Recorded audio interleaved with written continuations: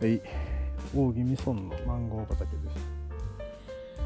こんなのがあるんですけど、一応大きくなるかなって残してるのあるんですけど、ちょっとわからないですよね。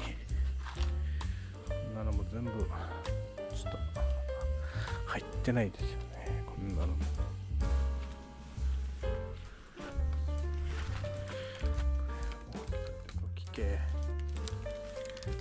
形がおかしいやつですね。